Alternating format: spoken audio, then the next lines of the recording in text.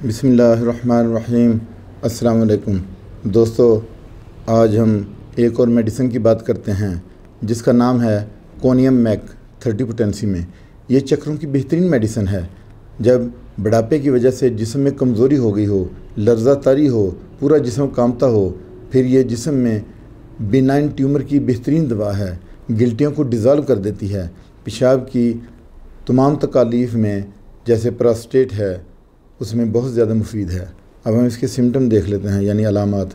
मरीज़ को लेटने पर चक्कर आते हैं, आँखों को हरकत देने से भी चक्कर आते हैं, यानी वो आँखें इधर उधर घुमा के देख नहीं सकता। जो ही वो इधर उधर आँखें घुमाता है तो उसे चक्कर आते हैं। ये बूढ़ों में जिनसी कमज़ोरी की बेहतरीन मेडिसिन है। सर में शदीद दर्द होती है, पेट में गैस, गले में खुश्की और बात करने के दौरान खांसी का बढ़ जाना, यानी इस तरह का पेशेंट जब भी बात करता है तो बात करने के दौरान उसकी खांसी बढ़ जाती है।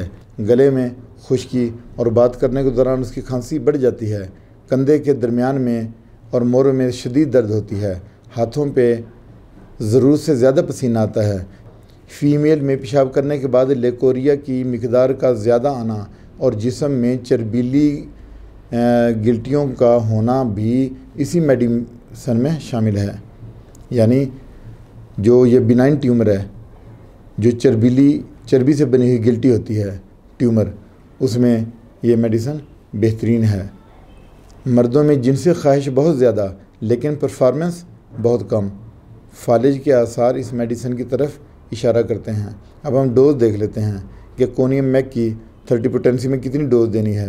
तो दोस्तों, ये भी क्योंकि पोटेंसी है 30, तो इसे आप 3 कतरे डायरेक्ट 3 ड्रॉप्स डायरेक्ट आप टंग पे डालेंगे।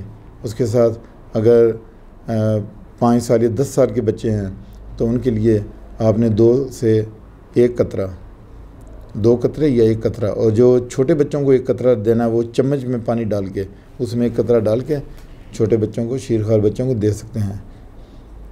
तो इसके साथ ये है कि आपने मिर्च मसाले और ये जो तली हुई अशिया हैं, पकौड़े समोसे वगैरह, इन सब से परहेज़ करना है। इसके साथ ही आपसे इजाज़त चाहता हूँ। अपना ख्याल रखिएगा। अल्लाह हाफ़िज़।